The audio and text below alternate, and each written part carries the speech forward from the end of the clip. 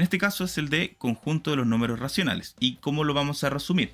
Bueno, de la siguiente forma. Simplemente son aquellos números que se pueden escribir como fracción. Ya, nos vamos a quedar con eso. De otra forma es que se pueden escribir como la división de dos números enteros. Entonces, donde A, tenemos A y B, donde A sería el numerador, la parte de arriba de la fracción, el denominador sería la parte de abajo, o sea, la letra B. Obviamente A y B, como dijimos, son números enteros, y B tiene que ser distinto de 0, no puedes dividir por 0, ¿ok? Así que con eso ya podemos partir. Tener claro, por favor, el lenguaje a utilizar. Numerador y denominador. No la cosita de arriba, no la cosita de abajo. ¿Ya? Continuamos. Acá tenemos que dejar claro porque a los que hacen en el DEMR las pruebas les gusta trabajar con o decir, expresar como fracción propia, fracción impropia. Entonces tienes que tener claro los conceptos. Entonces, una fracción propia es aquella que en el numerador está un número más pequeño que en el denominador. Por ejemplo, un cuarto, un tercio, 2/5, qué sé yo, ¿ya? Infinitas fracciones. Una fracción impropia vendría siendo aquella que tiene el numerador más grande que el denominador. Entonces, por ejemplo, serían 7/4, el que se te ocurra, vamos, dime unos 9/3, 6/2 y así sucesivamente, ¿ya? Cuando hablamos de fracción decimal, estamos hablando simplemente de una fracción cuyo denominador es una potencia de 10. Entonces puede ser cualquiera que se te ocurra. 4 décimos, 7 centésimos, y así sucesivamente, ¿ya? 8 partido 1000, qué sé yo. Y un número mixto no es más que la suma entre un número entero y una fracción. ¿Ven? Entonces, por ejemplo, tenemos 4 enteros, 5 séptimos, por ejemplo, ¿ya? ¿Cuáles son las fracciones que se pueden escribir como número mixto? En este caso, las fracciones impropias. Bien, así que esos son los tipos de fracciones que hay. Ahora vamos a los tipos de decimales. En este caso, los números decimales se dividen en dos partes. Tenemos los finitos y los infinitos. Bien, entonces primero, los finitos son aquellos que, como su nombre lo indica, tienen un corte, terminan en algún momento. Por ejemplo, 0,25. Tiene tan solo dos números después de la coma. Listo, finito. ¿Ya? Puede ser 0,3, 0,5, etc. ¿Bien? Ahora, de los infinitos tenemos dos subdivisiones, que en este caso serían los periódicos y los semiperiódicos.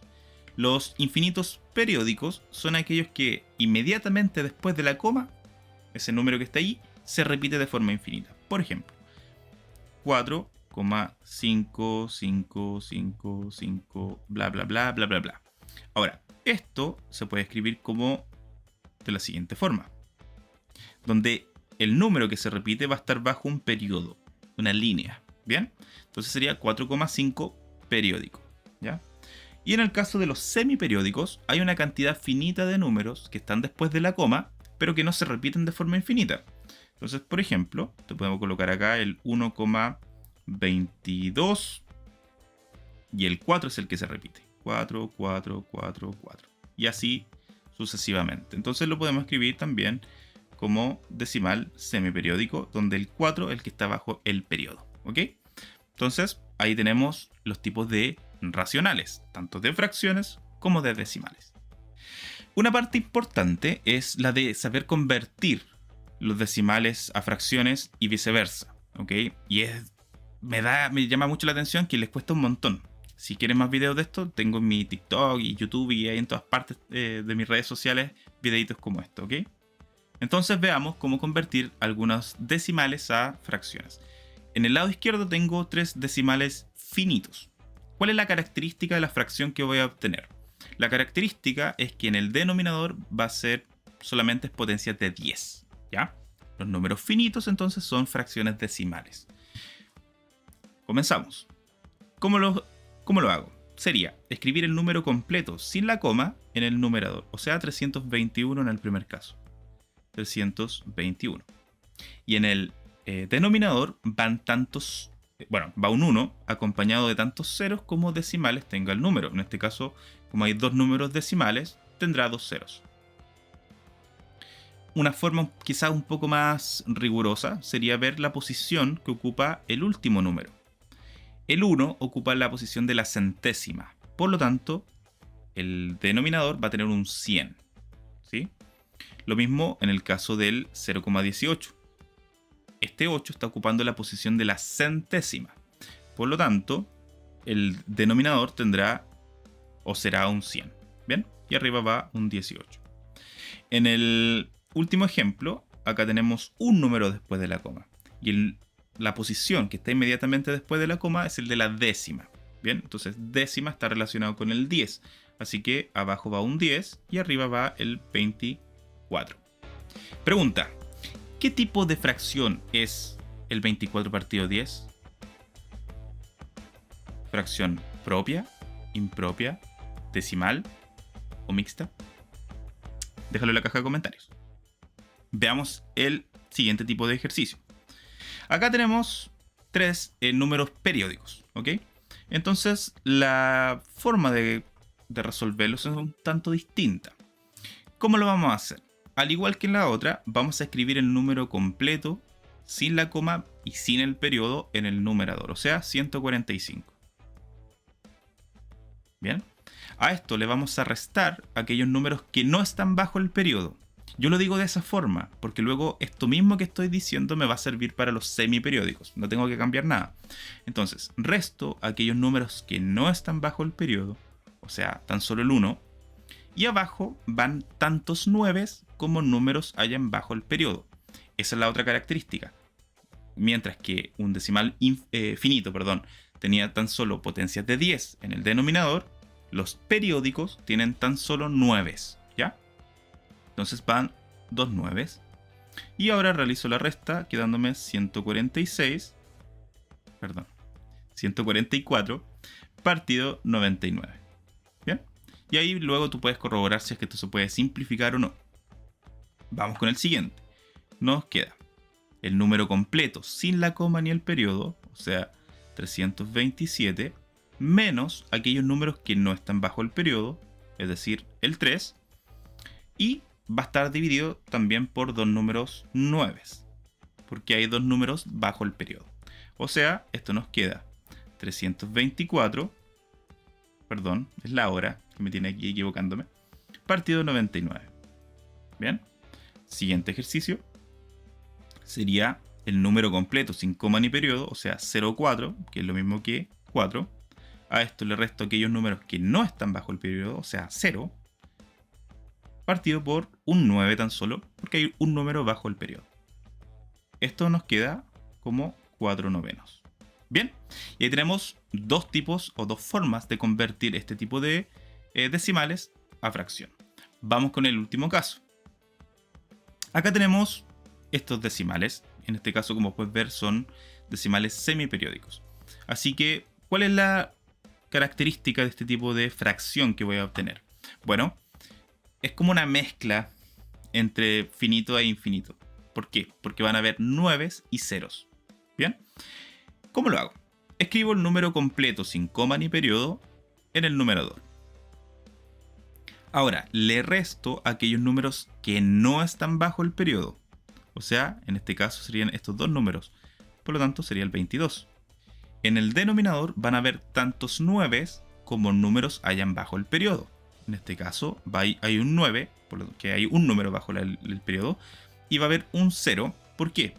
Porque la cantidad de ceros depende de la cantidad que haya entre la coma y el periodo. O sea, lo que voy a dejar destacado. La cantidad de números que hay ahí en medio. Si hay 10, bueno, entonces tendrá 10 ceros. Y va a ser un tanto engorroso trabajar con ese número. Pero puede pasar, ¿ya? Y ahora, nuevamente, hay que tan solo, resolver este ejercicio. Y nos queda 199 partido 90. Bien, siguiente ejercicio. Hacemos lo mismo, escribimos el número completo sin coma ni periodo, o sea, 405. Le resto aquellos números que no están bajo el periodo, o sea, 40. Y abajo van tantos 9 como números haya bajo el periodo, o sea, 1. Y tantos ceros como números haya entre la coma y el periodo. Como está solamente el 0, hay un número, por lo tanto, un 0. ¿Ya? Ahora, ¿qué hago? Resto simplemente.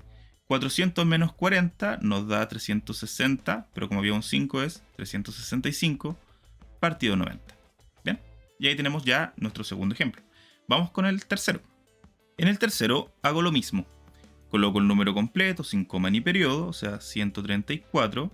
Le resto a aquellos que no están bajo el periodo, es decir, 13. Y, al igual que los demás ejemplos, abajo va un 90, ya sabemos por qué.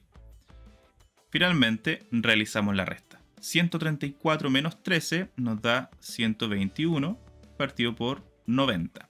Recuerda, si se puede simplificar, hazlo, ¿ya? Esto lo vamos a dejar para otros videitos porque si no sería muy extenso este.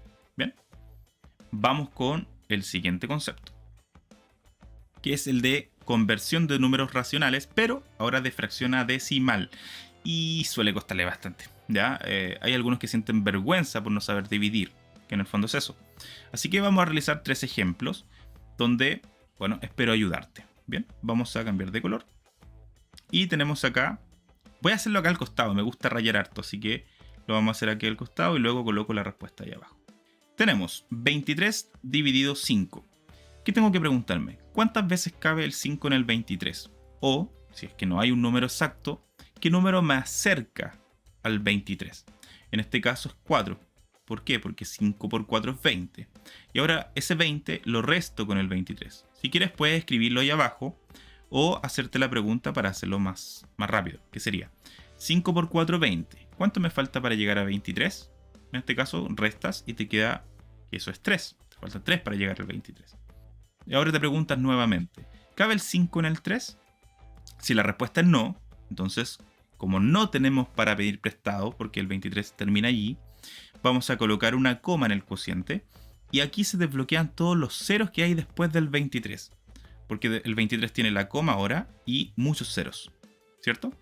Entonces, como desbloqueamos esos ceros, ahora sí puedo contar con ellos, y tengo que ir pidiendo uno a la vez.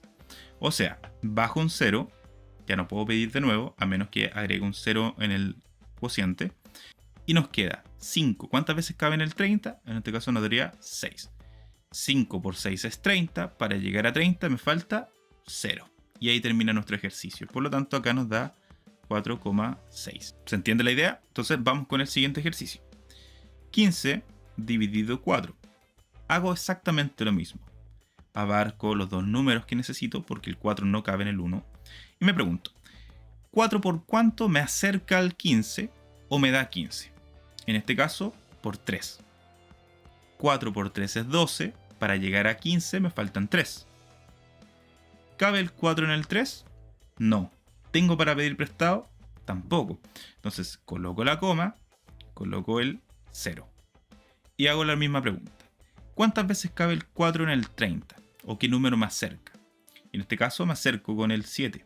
7 por 4 es 28. Para llegar a 30 me faltan 2. Y puedo continuar.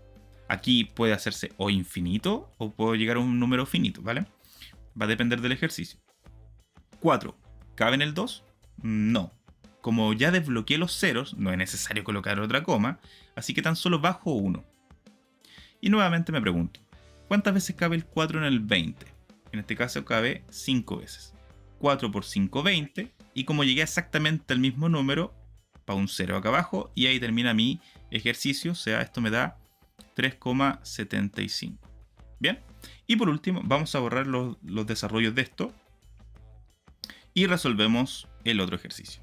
Nos queda 360 dividido 7.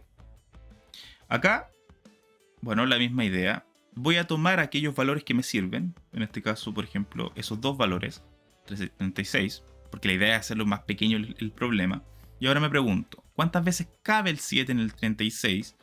¿O qué número me acerca lo suficiente? En este caso, me acerca harto el 5. 7 por 5 es 35. Para llegar a 36, me falta 1.